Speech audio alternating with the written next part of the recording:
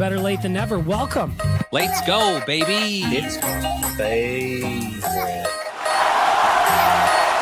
Fucking Anton Lander. I really like the back. Let's go, baby. Bag milk. Yeah! This is Cesus. Cesus. Cesus. Cesus. Thank you. Tyler Yaremchuk is so fucking sexy. Cesus. Fucking Anton Lander. It's my favorite. Let us turn down the music. Let's get He's going. so fucking sexy. Early episode of Better Late Than Never. I'm getting things done today. It's only 2 o'clock in the afternoon as I'm starting to record. There's no Oilers game tonight, so we got to get to it. But first, I got to say thank you to our friends at the audio department, just as I do every single podcast. Why? Not only are they the title sponsor of Better Late Than Never, but they've got the facility you need to make your dream come alive. It's a recording studio. That band you've been working on since high school, get in there. Record that demo. Send it out. I promise you, you are never going to hit the Billboard charts unless you put that track down on tape. Digital tape these days. The audio department, of course, works to create a safe space for creativity and collaboration for artists and musicians to realize their potential and share their message through sound and story. Where are they? 6916 82nd Avenue Northwest, right here in Edmonton, Alberta. Of course, you can check them out online at theaudiodepartment.ca. That's where you need to go. That's where the dream begins. You told me. You told me you wanted to get a mixtape out. I'm providing you the vessel and the location in which you can do that. Theaudiodepartment.ca. I welcome them. I cheers them. I thank them for being here.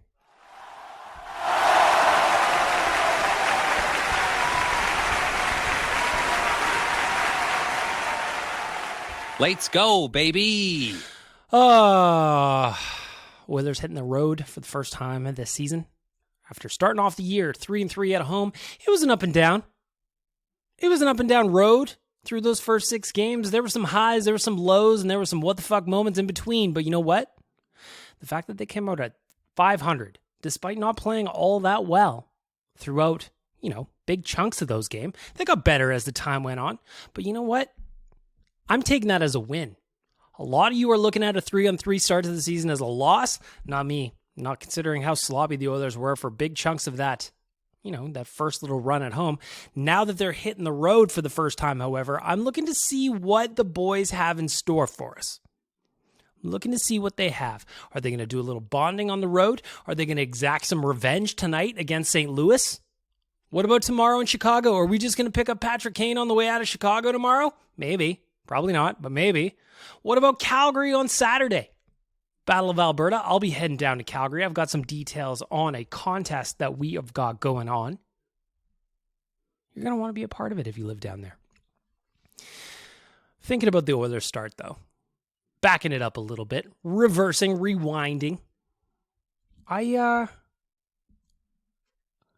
want to know why we all fell in love with the Oilers. Even though they make us so upset at times, even though this team has just a brilliant way of driving us insane from night to night. The highest of highs to the lowest of lows and the rage that just mixes in there in the middle. That special sauce that stirs it all up. I want to know why you fell in love with the Oilers in the first place. Is it just because you live here? Are you from Edmonton? Are you listening to this in another location? Are you like Donkey Volley out in England? He loves the Oilers. He's not close. What about my boy down in Australia? Leaves the drunk messages. I don't even know that guy's name. I love him, though. He's not close to the Oilers. I want to know why you fell in love with them. I imagine we're going to have some voicemails coming out later, why people fell in love with this team, but the first reactions I saw on social, there's a lot of really good answers. For me, I think about a specific moment when I was younger. There's a couple, actually. The first one is back in the day at Rexall Place. You used to be able to go down outside of the dressing room. You used to be able to hang out there. They had a little gate. Kids like myself would post up, wait for autographs. Hopefully one of their heroes would be in a good mood, come on over, swing that pen around, give you a signature that makes your day. Well, the first such Oiler that I remember to come over and actually spend a couple of minutes chatting to a young Bag Milk, I'm going to say I was about 6 or 7 at the time. Bill Ranford. Bill Ranford wandered over and he signed him a program. The one that you just get is just, there was nothing fancy. I just had a program. He signed it for me. And then he spent a couple of minutes just talking to me about whether I played hockey, how much I liked the Oilers, like, did I have a great time at the game?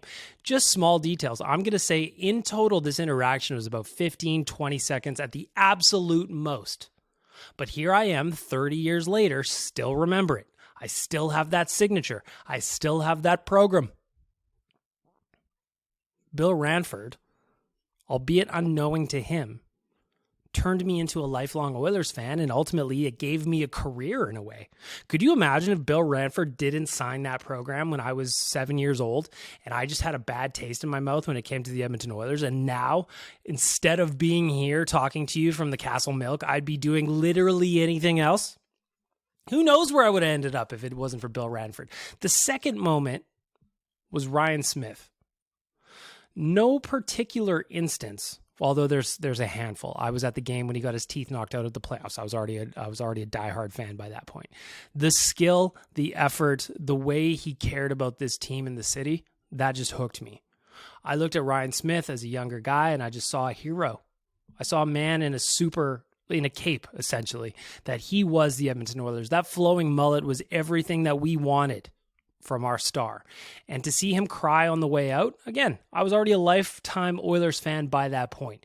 But I was devastated, man. That was like a loss for me and the family. And because of Ryan Smith, because of all those years he put in, because of the heart and the soul, and he was one of the few skilled guys we had at a time when we could not spend up to the cap, or there even was a cap, I love the Oilers because of him. So I asked you, that was the question of the week for Better Late Than Never. I want to know just, why did you fall in love with the Oilers? And again, I know there's probably some coming in the voicemail later on. I don't listen to those, by the way.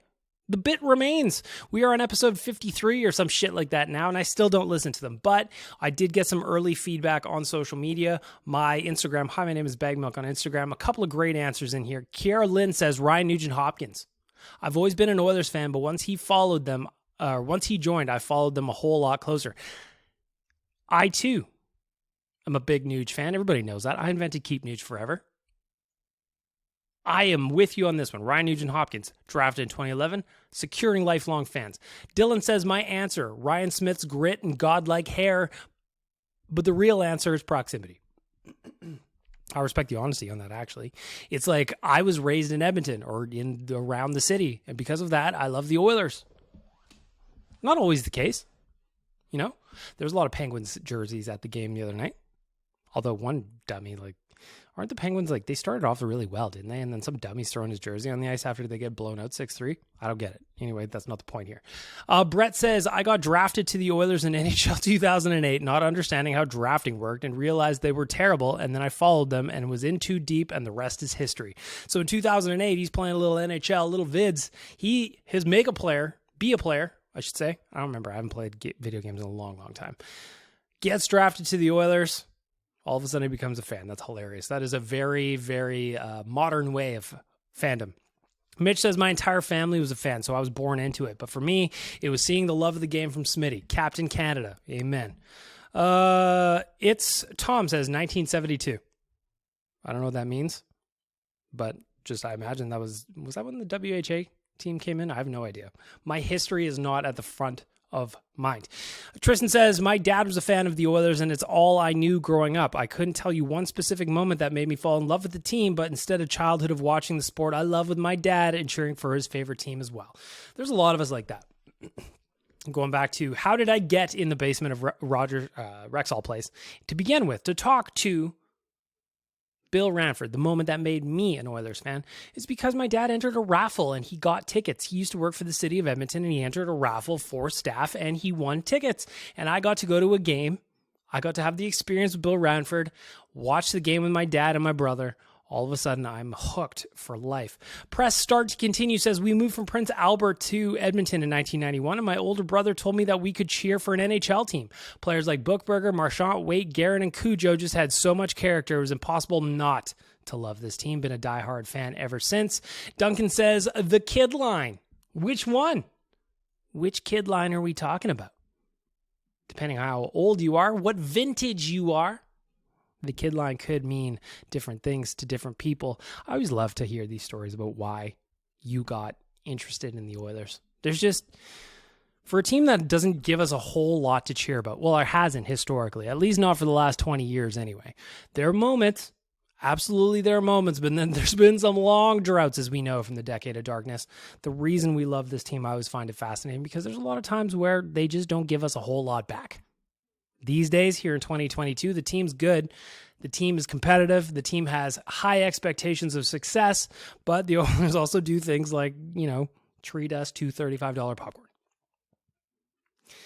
There are things to love about this team, and then there's things that drive us crazy. So the fact that we're all still here, and the fact that you're listening to this podcast that is super weird and niche compared to the other quality content you can get in this market, well, that says it all, doesn't it? It says it all. Keep the answers coming in, whether it's today or next week. Leave me a voicemail. Just hit me up on social. It doesn't matter. I want to know why you fell in love with the Oilers. Was there a specific moment? Was there a player? It doesn't really matter. But if you're a friend of the Oilers, if you're a fan of the Oilers down in Calgary, if you're behind enemy lines, you're going to want to listen up to this. Pay attention. Grab a pen. Grab a voice recorder. Cut this part of the podcast and keep it with you for the rest of the week. On Saturday, there's a small group of us going down to Calgary from Nation HQ. I will be there. Nation Dan will be there. Jay will be there. Maybe Tyler will be there if he sells his Arkells tickets. We're going down for the Battle of Alberta, 2nd edition. We're looking for a little revenge, but we want to go into the Dome not by ourselves. Thankfully, the fine folks at ATB Financial, they hooked us up with 20 additional spots, 20 additional game day experiences that you could win just for paying attention, just for following us on social media. If you follow Oilers Nation on Twitter, Instagram, or Facebook, you already entered. You just got to pay attention. If you live in or around Calgary, this contest is for you. On Saturday morning, we are going to be jumping in the Alfa Romeo. We're going to be cruising down to Calgary. We are going to give you a mystery location and a time at which we are going to show up at that mystery location. The first 20 people that show up at that location are going to win a game day experience with the Nation to come with us that night. You're going to have your closest internet friends with you. We're going to invade the Saddle Dome, and we are going to cheer our boys on to victory. Again, real quick, this content's simple. If you missed it the first time, all I'm saying is follow us on social. We're going to announce the mystery location and the time to be at that location. Show up, be one of the first 20 people there, and you're coming. Easy. Simple as that. Doesn't get much easier. The only catch, it's first come, first serve. We're not doing anything other than a old-timey radio contest, a little old-fashioned giveaway. But you got to pay attention. Set an alarm. Do what you have to do. Get a carrier pigeon to show up on your door on Saturday morning telling you, follow the Nation on social media. You could win some stuff just for doing so and paying attention. Got it? Got it? Again, Saturday morning, we're going to make that announcement. If you're not following us, at some point, it's your fault. It's your fault. And with that, let's get to the news.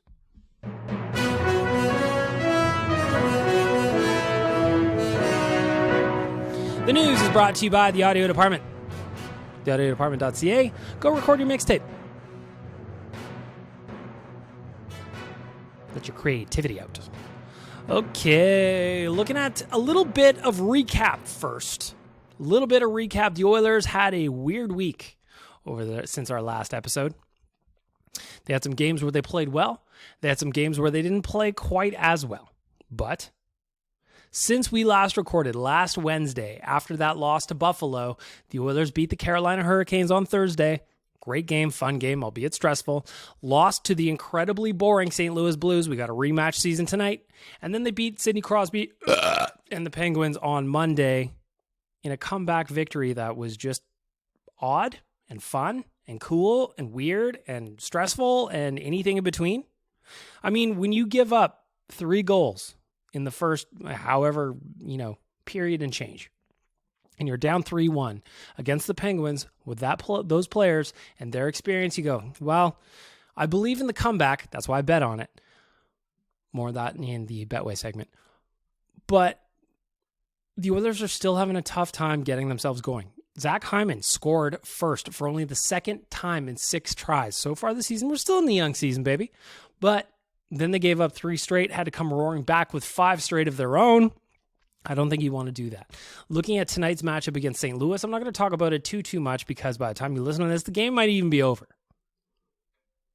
But last weekend on Saturday during the matinee, we learned that the St. Louis Blues are so fucking boring that it's going to take the Oilers to play their game, not St. Louis's game, if they're going to avenge Saturday's loss. Most importantly, good start. I know I say that all the time. I know I say that 10,000 times, but it bears repeating because if the St. Louis Blues score first, they're going to revert to that horrible trap style of defense that they play.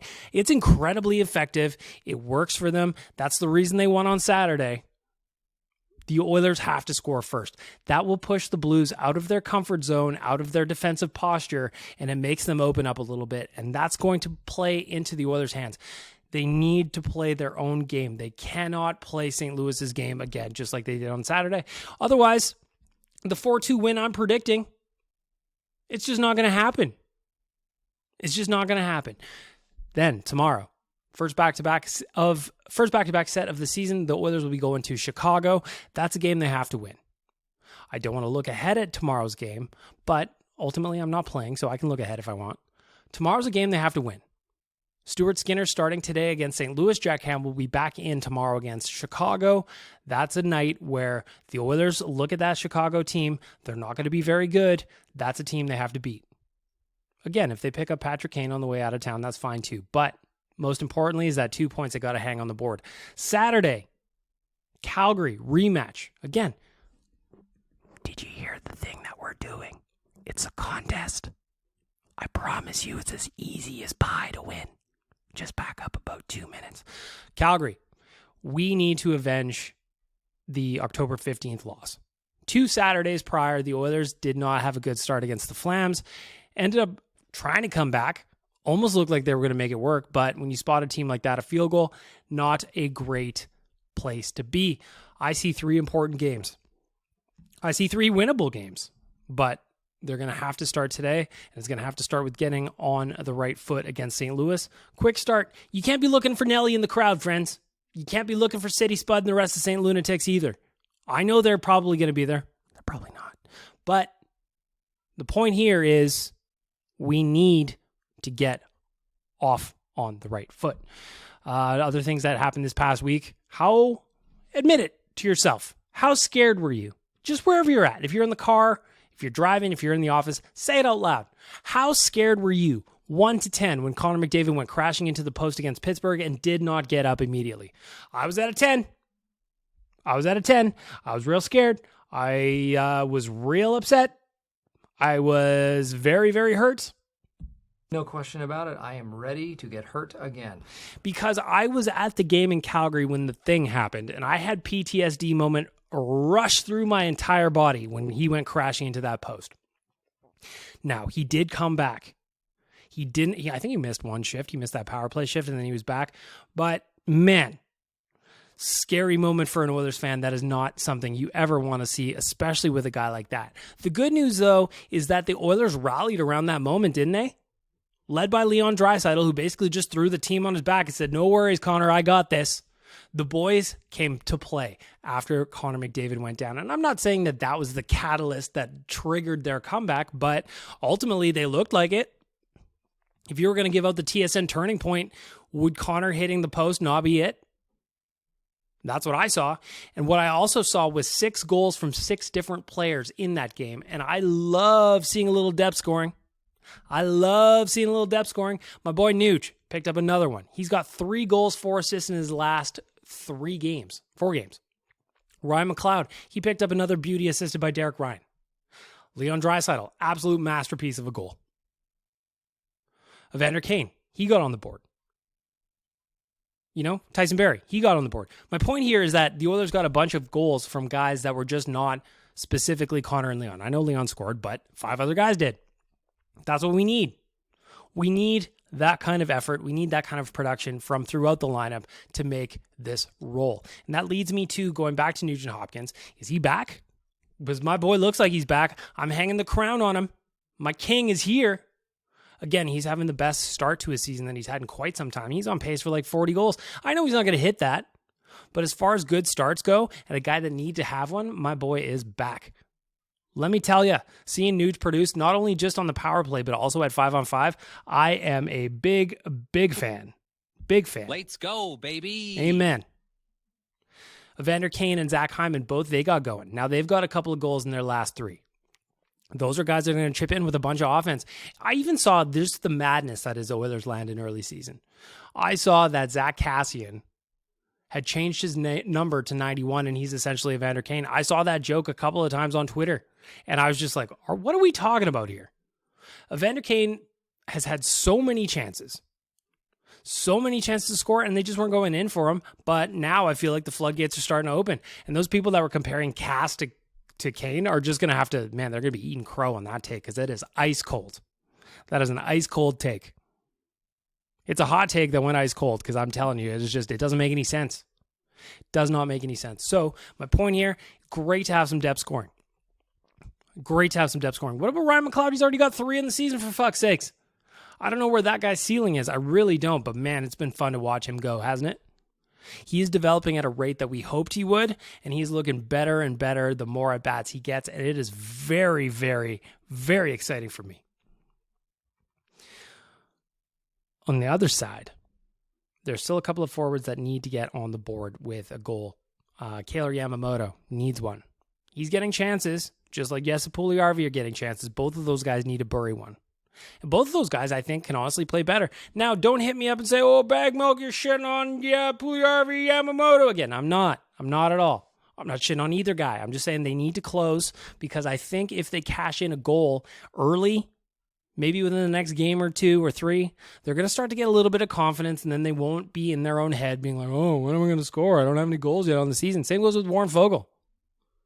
We need him to get one. Just a little confidence. I don't care if somebody's banking one off their asses. All 3 of them can stand there, stick out the caboose in front of the net, let someone bank it in. I don't care how it goes in. They just need to get one. They just need a little bit of confidence. They just need to get going. I believe we're going to get there. But I also think all 3 of those guys could do a better job of bearing down and sinking their chances. Don't start with me like I'm shitting on anybody. Saying a player can be better at execution is not saying I dislike those players. I don't even want to hear it, okay? Okay? You paying attention? Pay attention. Good. In other news, Dylan Holloway will be joining the Oilers on their current road trip, though he will not play tonight against St. Louis.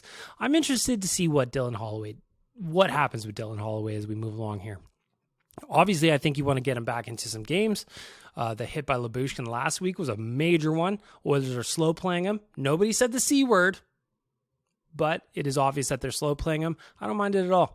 What I do wonder, though, my question for Dylan Holloway is, if he doesn't have some immediate success when he goes back into the lineup, would Jay Woodcroft and his staff consider sending him back to Bakersfield just for a touch? Just for a little, couple of spins, Get a little bit of confidence back, know that he can score at the pro level, get called back up to the Oilers. All of a sudden, he's feeling good about his game, feeling good about where his hands are at, the whole thing. The NHL is not a development league. Dylan Holloway is going to be a great prospect for this team. I believe that. I believe that when he was awarded the Ty Ratty Award. I believe it now. But progression is not a straight line. So maybe sometimes he goes back. Listen, Leon Draisaitl went back for a couple of different times, both to junior and to the minors, and look how he turned out. He turned out fine. Again, progression, not a straight line. The other thing I want to talk about that's making the rounds today on Twitter is the Arizona Coyotes showed that they are putting up temporary solutions or temporary structures, essentially, basically some curtains. The ones you saw in high school when they would divide the gym. You remember those? They would just put those black curtains up. Maybe it was another one that I think of is when I was in elementary school and the nurses were checking for head lice. Did you ever have that? And they had those like black curtains up with the temporary solutions just to a little privacy. That is what the Coyotes are doing at Mullet Arena for the first 4 games until the new rooms are constructed. I don't know what else to say about this other than just, this is so sketchy. This is such Bush League stuff. This is the NHL, the National Hockey League, the highest level of hockey you can play at. And the Arizona Coyotes have got guys essentially getting ready in the parking lot. If they had their skate guards on and their dad's carrying them into the arena, they would be back at a minor hockey league tournament. I don't get it. That's me trying to make sense of this whole thing, you know? I just don't get it. The experiment is amazing. How long it's lasted in Arizona, and they've got a new arena coming. Maybe this one will stick. I don't know. I've been to games there. I've been to a game in Glendale a few years back, and it was a lot of fun. The area was cool, but there was nobody in the rink there cheering for the Coyotes. There was a lot of Oilers fans, there was Leafs fans, there was Flames fans. Basically, any Canadian that was down there just bought tickets to the game I went to. Were any of them cheering for the Coyotes? No. We were there for the cheap beers and hot dogs. This, though... Remember when Wayne Gretzky called the New Jersey Devils a Mickey Mouse organization? Well, yeah, you can draw your own conclusions there.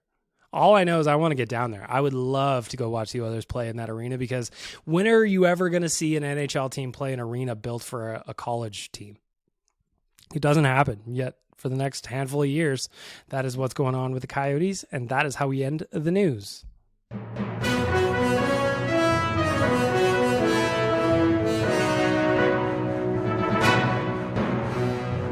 The news is brought to you by the Audio Department. Go check them out at theaudiodepartment.ca. They're very helpful. Their facility is wonderful.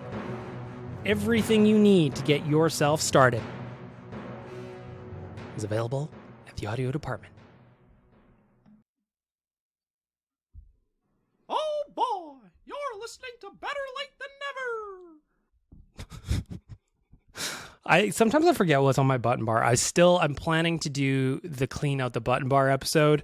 I really, really am. But at some point, I just like pushing buttons. So that one was a Mickey Mouse one. What is this one? A Goofy one? Gosh, Maxie, we're listening to Better Late Than Never. What a stupid podcast I have.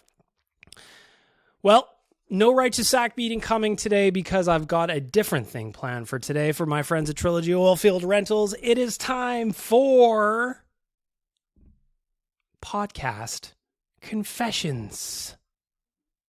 First of all, what went through my mind is how stupid am I to actually volunteer for this? Podcast confessions brought to you by Trilogy Oilfield Rentals. What is this music? I don't like this at all. Trilogy Oilfield Rentals. They are an established provider of oilfield rental tools with full-time operating units in Provost, Weyburn, and Kindersley. They also provide seasonal and project-specific stations at Fort St. John, Fort McMurray, Lac La Biche, and others as customers require. Check them out at trilogyrentals.ca for all of the parts that you could ever need, including coil tools. I learned about coil tools from my friend Ryan. Ryan slid into my DMs the other day and sent me a picture of what a coil unit looked like. So I said, hey, Ryan, that's cool as fuck, but what does it do? He says they use this to clean out the well pump acid. They use it to clean out the well pump acid down the hole. They are also... Man, Ryan, I'm reading this exactly as Ryan wrote it. They use it to clean out the well pump acid down the hole. They are also used to open the casing down the hole before they use completion tools on it. I don't really know that I understand better what coil tools do, but I appreciate that Ryan tried to explain it to me. Ryan, slide back into my DMs. I've got more questions. Basically, it seems like coil tools are used to clean something before or after completion. I don't know. We'll learn more. Coil tools, Koil tools. From my friends at Trilogy Oilfield Rentals. Check them out again at trilogyrentals.ca. Podcast confessions. This is one of my favorite bits that we do. And there's some great ones. How many do I got here this time? I have not read any of these. Oh boy, I got a whole lot. There's like 15 or 20. So let's just get to it. So these came through on my social media via the anonymous link that I dropped. And I can't wait to get started on these. First one, have you ever been fired from a job? Well, turning into it's going to be podcast confessions / ask me anything, I suppose. Have I ever been fired from a job? No, I have not. I have quit jobs. I've never been fired from a job. Next up. During a short time, my version of childhood rebellion was cheering for the Flames. Was about a 3-year stint, but then came back to the promised land of YEG and haven't looked back. Die hard ever since. There we go. There we go. There's a podcast confession that I'm glad is anonymous. Cheered for the Flames for about 3 years. Confession number 3. Tell me a random fact. All polar bears are left-handed. Number 4 just says I think some people are really missing the point of the bit here. I'm one that damaged the Saddle Dome with my radioactive diarrhea. I'm the one that damaged the Saddle Dome with my radioactive diarrhea. I respect it. If there's ever a building that you're going to shit all over, it's the Saddle Dome. Here we are, podcast confessions for my friends at Trilogy Rentals. We're just moving on. Is it going to be a Q&A or is that actually going to be a confession? I keep thinking Connor is going to take a step back one day and we will have full-on wasted him. Oh, man. Oh.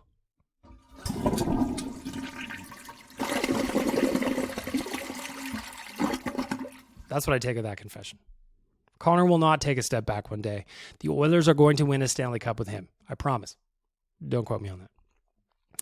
Keep a secret you kept from your parents.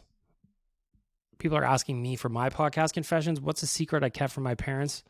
I used to store booze in my room all the time as a kid. They never found it. At least they never told me they found it. I also used to sneak out the window a lot of my bedroom as a kid. I used to steal my dad's vehicle all the time. I think I've told him all these, though. I don't really keep things from my parents in that way. Next up, a question or confession. What is in your Spotify top songs? Podcast confession. I'm an Apple Music guy. Craziest pickup line that worked. I'm not really one of those dudes that has pickup lines that goes and just tries to say something random to girls. I don't really have one. The line I used on my missus was just I sent her a message on Hinge, and it was pertaining to one specific picture that she had on her profile, but it wasn't really a line. I just made a joke. I actually made fun of her in that photo, and she thought it was funny. So is that a pickup line? I don't know. Question or confession basically is going to be the name of this bit. Do you even like school? I didn't mind school. I was actually really good at school. I was one of those kids that probably annoyed you, where I didn't have to study. I didn't really have to work all that hard, but I got really good grades all the way through. I was just very lucky that way. My brain just kind of retains information that I read, and I spit it out when it mattered. That said, did I like school? Sure. My favorite subjects were English and social. But, I mean, outside of that, I once left you a voicemail when I was drunk and you didn't love it, so I'm sorry. Why are you so pissy? I'm sorry that you left me a drunk voicemail. I'm sure I did love it. I don't remember what my reaction was. The honest answer, I probably wasn't really paying attention. Sometimes when the voicemails are going on, podcast confession, I'm doing other things on my laptop. And actually, I've got a new studio coming. I'm building a studio for myself in my basement of my house. I just ordered a bunch of new toys today. So I'm hoping that when my second monitor gets here for my laptop, I'm going to do a better job of paying attention to what you guys are saying, just in general. I've got a bunch of tabs open. I'm trying to navigate. I'm also trying to record without it sounding terrible. Away she goes. Confession or question? In the summer of 2013, I almost considered moving to Calgary. Fucking gross. How far down the shitter my life was at that point. Calgary's a lovely city. The problem is that they have the Flames there and a Saddle Dome. It's an absolute dump. I will be there Saturday. First girl I ever tried to sleep with, I got confused as to where things went. I sent it and ended up going the wrong spot. Oh boy. Oh no. Oh no.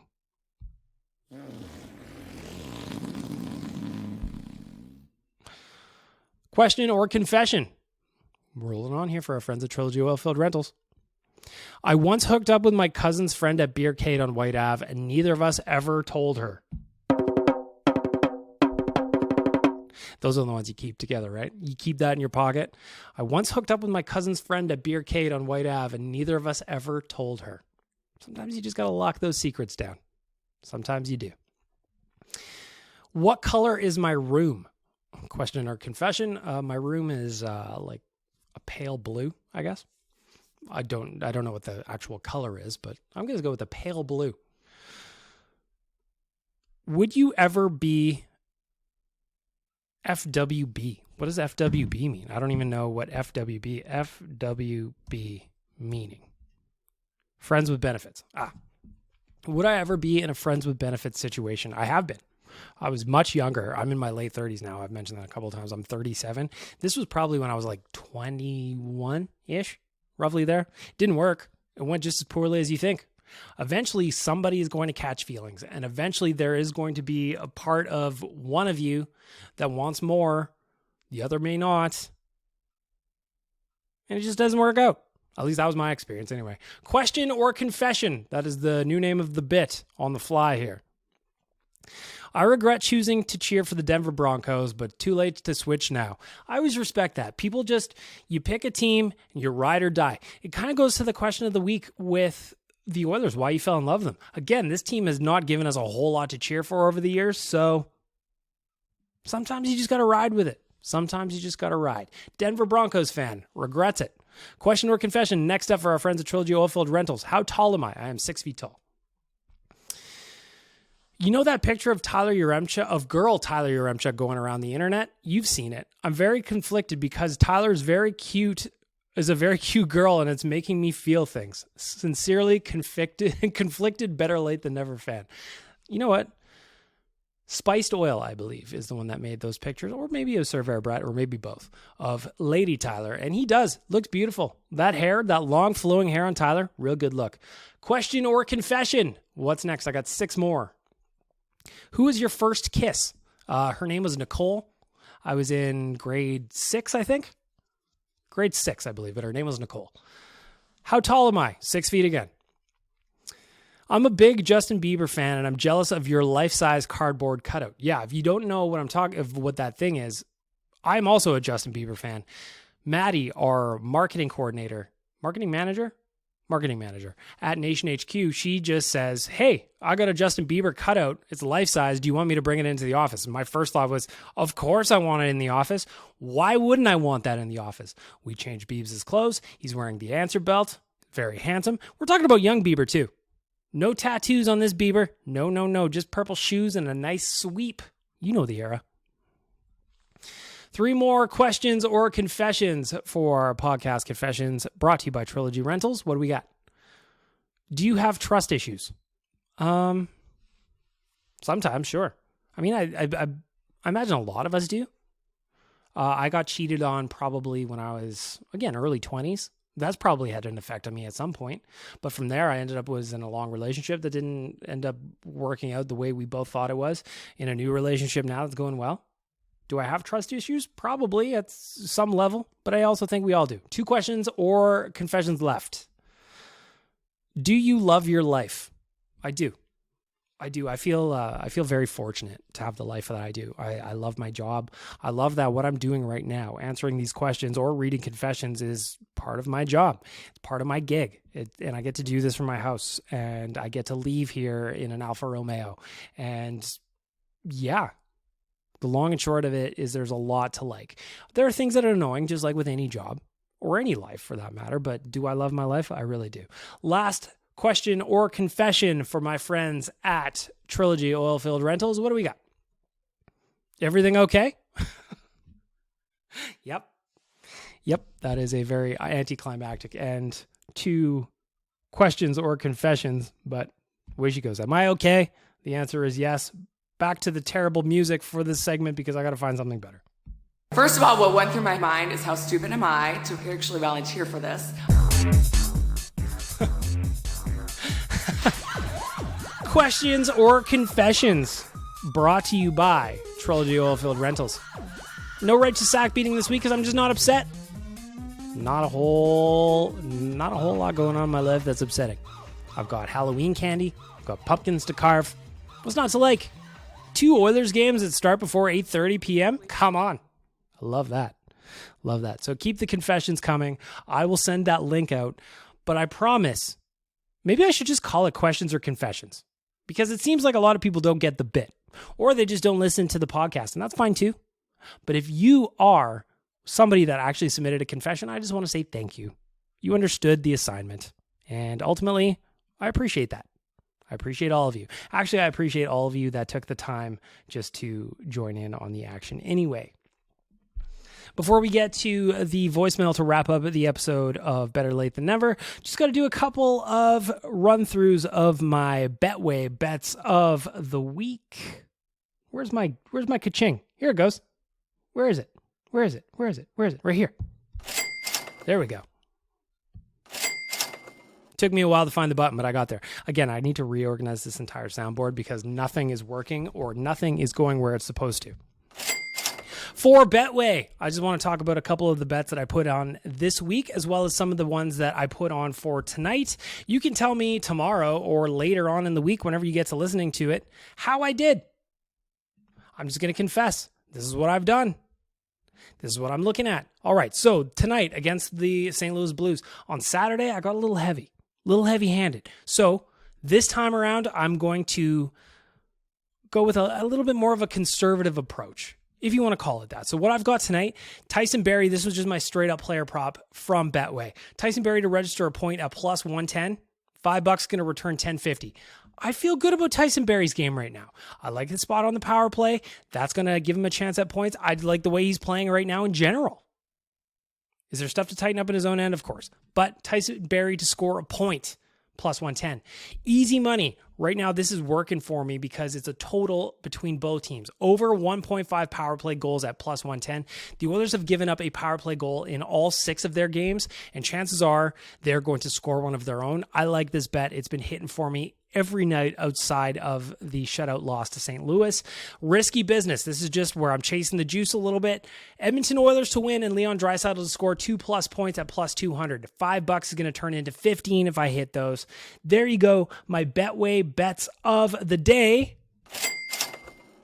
But there's also some that I just, I'm going to be honest with you. When I lose, on Saturday, I had a good night, or Saturday, what's today? Wednesday. On Monday, I had a good night against the Penguins. I had Oilers to win, Leon Draisaitl to score 2+ points, plus 200. Same bet I put down tonight. I hit that. Leon Draisaitl over 3.5 shots. Hit that. Over 1.5 total power play goals. Again, I hit that. I had where did I lose though? Bag Milk, you can't just tell us about the winners. Where'd you lose? I had a parlay, which I called the can't miss parlay. I needed Dallas to beat Ottawa. Did not happen. I needed Carolina to beat Vancouver. That did happen. So it was just a 2-leg parlay. Unfortunately, it didn't work for me because the Dallas Stars are useless. And that's honestly my fault for betting on the Dallas Stars to do anything whatsoever. And with that, we wrap up our Betway bets of the week. That was the wrong button. This is the one I wanted to push. See, again, I need to reorganize. Betway wants me to reorganize the button bar, and that's what I'm going to do.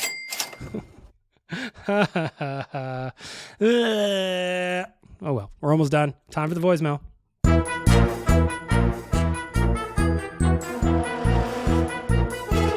The voicemail brought to you by Trilogy Oilfield Rentals. Unless you and your company want to sponsor the segment, slide into my email, bagmilk@oilersnation.com if you're interested.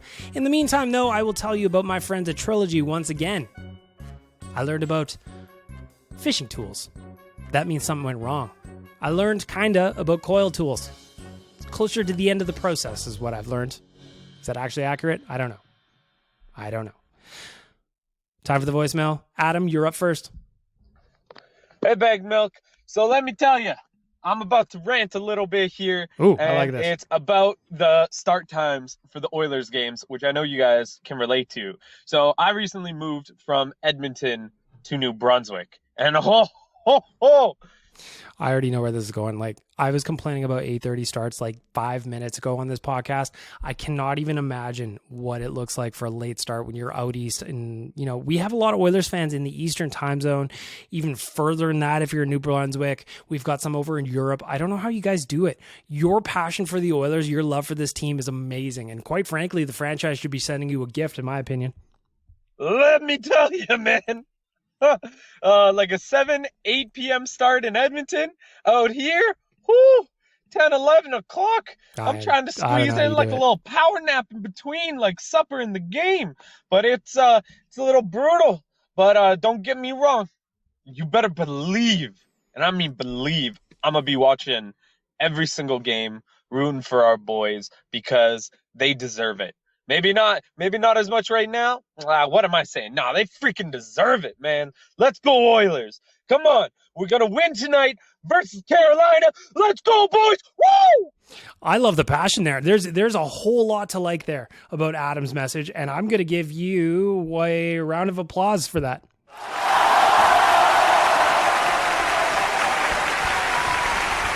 Look at that passion. Like, I can only imagine how excited Adam was when he found out that the Oilers actually did beat Carolina that night. Obviously, this message is a couple days old, but way she goes. Chandler, what say you?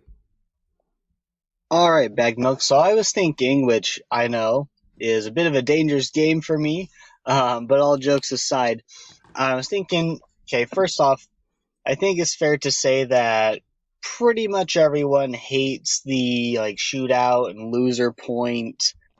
I really hate the shootout. There is nothing worse to me than when I'm watching an exciting 3-on-3 overtime, doesn't get a conclusion in the time allotted, so then they have to pivot to the fucking shootout. Nothing kills my hockey boner more than that. It sucks so bad. Extend the 3-on-3. Just do it. Get players lower on the depth chart out on the ice, causing mistakes and some mayhem. It'll be fun, for fuck's sakes. Whole deal. And then the playoff format. So I'm thinking, why not just go back to the 1 through 8 seeding for the playoffs? I thought that system was great. Agreed. And why not just go straight up wins and losses and not even worry about the points? Your tiebreaker could be, I don't know, your head-to-head matchup against another team you're tied with record-wise, or I don't know.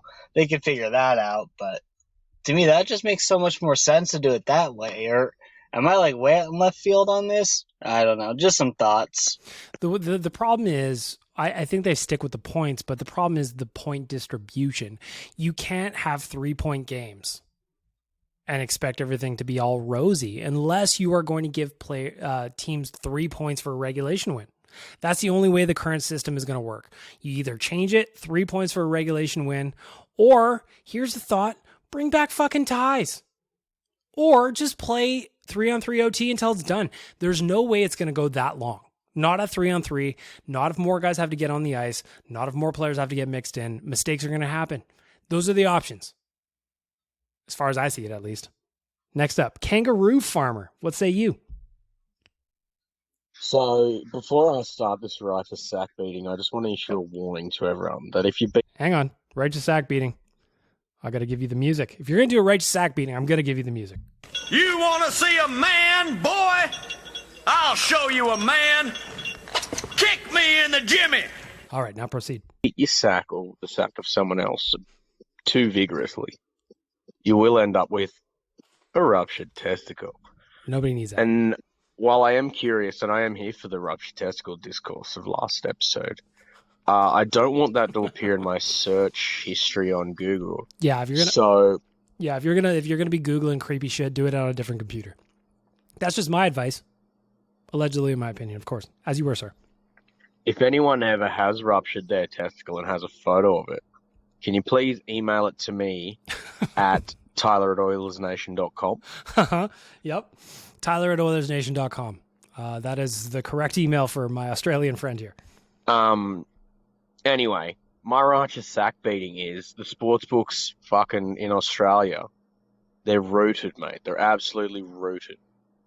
They have fuck all hockey markets. You can bet on the winner on they'll have if there's 8 games, you can pick the winner of maybe 3 of them.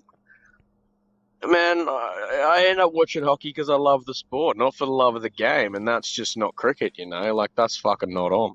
It's a bit no good. I just want to be able to lose my money like a gentleman like the rest of us, you know? Why is it so fucking hard for Australian sports books to let me bet on a little, you know, Nuge point action or, you know, Leon power points or something? Anyway, that'll do. Catch it. You want to see a man, boy? I'll show you a man.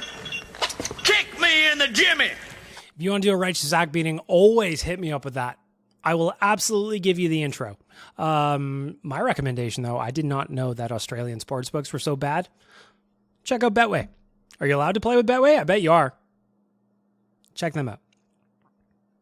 I bet they've got something for you. Next up, what's up? Pre-game against St. Louis. 9 p.m. UK puck drop. All I'm going to say is, let's go Oilers. I need to check when that message came in.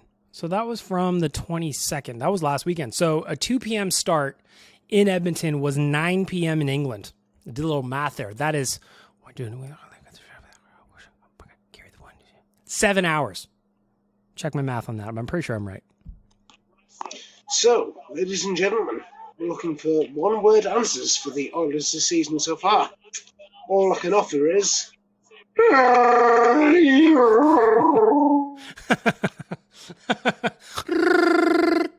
I love Chewy sounds. I love them. I can't do it, but I like it. I'll have you know I'm a gentleman of discerning tastes. Bollocks the blue line. What the fuck did you say? I'll have you know I'm a gentleman of discerning tastes. Bollocks the blue line. Donkey volley. Sometimes you disappear for a week or two, and then you come roaring back, and I always miss you. I see another one from you. What do you got next? You're listening to Better Lait Than Never. Yes, you're capable of despicable things too. If you listen to this podcast, you are capable of horrible things. At least that's what the demo suggests. You know, based on some of these voicemails that come in, who knows what we got going out here. Bright side, we're all in it together. Baked milk, what's going on? What's going on, Nick? So, it's a sad day. I'm back at home. But I made the pilgrimage up to Edmonton this weekend. So, you know, I leave Friday night, get there in time to go to the Elks game. And, you know, listen, I know the Elks suck. I know attendance kind of sucks too. It's still a really fun time to go to those games. I had an absolute blast. And I know the season's over, but next year, if you're thinking about going to an Elks game, just go. But anyways, highlight of my weekend, Oilers, St. Louis Blues. Ooh, that was I had never been to a game at Rexall Place. That was only my second ever game at... He says Rexall, but he means Rogers. I know what he's talking about. Rogers Place. The first game was that Rangers game last year where they retired Kevin Lowe's jersey, and McDavid went through all those Rangers.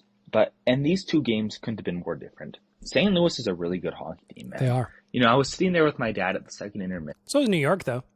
I mean, New York was a damn fine hockey team last year. Probably didn't know how good they would be at that point when Connor scored that goal, but they were good, still are good. And we're talking like, I can't believe the Oilers haven't had a power play yet. But the most frustrating thing was, I don't think there was that many times St. Louis got away with a penalty. St. Louis is an incredibly disciplined hockey team. Yeah, they are. What do they always say? If you want to beat the Oilers, stay out of the box. Yep. They did just that. Mm-hmm. And I think like St. Louis had more blocked shots than the Oilers had total shots. You know, it's sad. It's my second ever game in Edmonton, and the Oilers got shut out. But regardless of that, it was still a great time, and I'm still so happy I went. Anyways, thanks, Baked Milk. Go Oilers. Podcast confession. Nick, I hope the next time you're in Edmonton that they actually score a goal for you. That's number one. 2, if they win, great. Great. At least the first memory you have at Rogers Place was the New York game. Connor absolutely demolished that line. That goal will live forever. You got to see it in person. I'm very jealous. I really am. Next up. Hey, Big Milk. Connor down in Calgary here. I was kind of just born into my Oilers fandom. My dad moved down to Calgary when he was in his early 20s and hated everything about the Flames. He hated the arena. He hated the media. He hated the coverage they got around here. So he said, screw it. I'm going to cheer for the Oilers and Gretzky. So I really didn't have a choice when I was born, even though my mom was from Calgary and all of her family was Flames fans. And man, I'm glad he won that argument. Anyways, thanks. Shout out to your dad. Actually, you know what? Shout out to all of you that are Oilers fans living in Calgary. I know it can't be easy. I know that there was a long stretch of your lives where it just must have been a complete nightmare anytime there was a Battle of Alberta. But these days, it's a little bit different, especially after the way the second round of the playoffs went last season. So I respect and I salute your dad for converting you into an Oilers fan, because that's what you deserve. You deserve better. You deserve better. And since you're living in Calgary, watch our socials on Saturday. You could come to the game with us, maybe, provided that you are there and the first 20 people. Phil, you're up. So I'm originally from the East Coast, and I grew up watching the Leafs and Gilmore. And because of the time zone difference, the Oilers were always on the late game. That makes sense. Still a late game. I think like a lot of young players or a lot of young hockey fans probably grew up as Leafs fans just because that's the team you see the most growing up. Like I remember when I was super young, we didn't have Sportsnet at my house. There wasn't just hockey on every single day for hours on end. That didn't happen. So when I would watch hockey every Saturday, it was on CBC and it was always the Leafs. So I totally get it. I'm excited to see where the rest of the story goes up. And my grandfather always wanted to watch Gretzky. And I remember watching greatness before I even knew what greatness was as far as the sport of hockey. Flash forward 20-something years later, I moved to Edmonton, seeing Ryan Nugent-Hopkins in his rookie year playing alongside Taylor Hall in a preseason game. Just was amazing. And I thought there's something special here. And, ever since then, going along with my childhood, I've been in love with the Oilers. I love everything about it. The drive, the intensity, the failure, looking at the playoffs runs and the magic that becomes in the city. I take it all in, and it's amazing to see, the passion from real fans, people who actually look forward to the Oilers, drink it all up, not really choosing to bitch and complain, but, you love seeing a lot of these great kids play well and strive for a Stanley Cup, which I firmly believe is going to come to the city of Edmonton after last year's run. Seeing Kaner come here. Was that the end of the message? I was getting fired up there.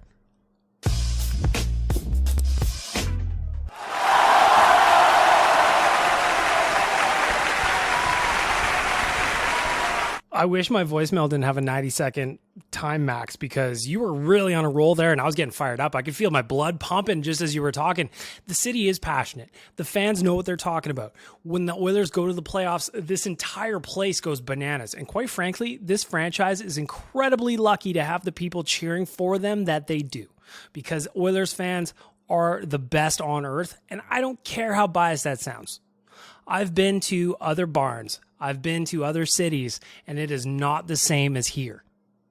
Edmonton Oilers fans are the greatest hockey fans on earth. Full stop. Period. Quote me on it. Kylie, what's going on? So in grade 8, I moved to a fresh school in a fresh city, Edmonton. I came from Bonnyville, actually Glendon, Alberta. Shout out to Glendon. I had no friends, and I was like, what the hell am I going to do? How am I supposed to make friends? I don't know anybody here. And so I found out that this girl in my homeroom was an Oilers fan, and she sat near me. So I was like, okay, I'm going to make this my fake personality trait. I'm a massive Oilers fan. Yeah, me too. And I rolled with it, and I made myself into an Oilers fan, forced myself to be an Oilers fan. And now I'm here, what is that, like 7 years later, I think? 7 or 8 years later. And, yeah, so far it's paid off. Pretty fun ride. There's Kylie. Kylie, our intern. She does a lot of good stuff for us on TikTok and on Instagram. You've probably seen her. She's the best. So it's interesting to hear that her fandom and just how passionate she is for the Oilers came as a result of just trying to fit in a new school. I mean, makes total sense, right? I love, though, the part of the story where she's like, I'm just going to pretend to be an Oilers fan so I can be friends with this other girl. And then it turned into a real love of the team. And I get to hang out with Kylie a lot at work and at the office and just enjoy the content she makes for us. And I can tell you that there's no bigger Oilers fan than Kylie. And it's just fun to hear that that's where it came from. Last voicemail is coming from Nick. Baked Milk, what's going on? So, I think your question of the week was something like, what made you fall in love with the Edmonton Oilers? Yes, sir. Well, I got a story. It's not a very good one. I think your story was something like someone signed your hat outside Rexall Place. Yeah, and that made you a fan forever kind of thing. Mm-hmm. My story's not nearly that cool. I wish it was, but it isn't. I think I've mentioned on this voicemail a few times that I'm not from Edmonton. Probably a minority podcast listener in that respect. But I grew up in southern Alberta during the Jerome McGinley era. Mm. And at that time, the Oilers were pretty shit. Terrible. So it wasn't quite Oilers the way it is now because, there's a lot of Oilers down in southern Alberta now. But it wasn't that way when I was growing up. It was all Flames. So I didn't grow up surrounded by the Oilers, and I don't have a cool story. Well, I think it's quite simple. My dad was an Oilers fan. When you're a kid, you look up to your dad, and yep. My dad was an Oilers fan, so I became an Oilers fan. He was an Elks fan, so I became an Elks fan. He was a Jays fan, I became a Jays fan. And I know it sounds really lame, but that's what happens. And you know what? At the end of the day, I don't think it matters how you became a fan. It matters that you're a fan. So, I wish I had a better story, but I don't. That story is a better story, because a lot of us became fans of the team because of our parents or our siblings, or in Kylie's case, a classmate. Don't look down on that story, because having a lifelong passion for the Oilers because of moments that you spent with your old man when you were younger, that's cool as fuck, man.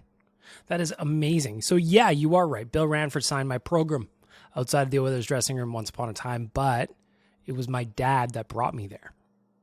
If it wasn't for my old man entering a raffle at the city of Edmonton to get those tickets, who knows what would have happened. It's all because of my dad too. Bill Ranford just happened to be the Oiler that actually signed my thing that I presented as a kid, But it's all my dad. So shout out to dads everywhere. Shout out to moms everywhere. Shout out to siblings everywhere. That culture that just provided us a passion. Even if it's been painful over the years, Even if it's been painful. And with that, we wrap up the voicemail.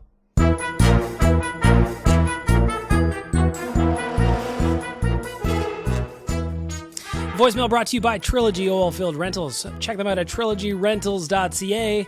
Or if you want to leave a voicemail yourself, do it. I want to hear from you. You can answer this week's question, last week's question, any question you want. The link for my voicemail is in my link tree. You can find that on all my social platforms or on OilersNation.com when the article for today's podcast goes live. Busy week for the Oilers coming up. We got 3 games again tonight. In 3 hours from now, the St. Louis Blues. I'm going to call it a 4-2 win. Tomorrow, huge game in Chicago. Have to have that 4-2 win. And then in Calgary, I'm expecting better results than we got on the first Battle of Alberta.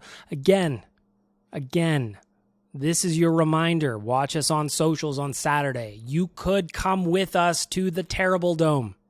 You could. But you got to be paying attention, and you got to mobilize. You got to be ready to move, man. You got to be ready to move. And with that, we're going to shut it down. I'm going to say thank you to the audio department. Thank you to Trilogy Oilfield Rentals for being here. And most importantly, thank you to all of you for listening and participating. Please leave reviews, though. I haven't gotten any podcast reviews in a little bit. Give me 5 stars. You can say literally anything you want. Just give me 5 stars. I will read it. Plug your business. Plug your socials. Plug your, whatever. Whatever you got going on. Just leave me a podcast review. I will read them. I will be back. I want to get this podcast up to 2 a week. So I've cleared some stuff behind the scenes at The Nation. We'll get there. But in the meantime, Ty, why won't you kiss me?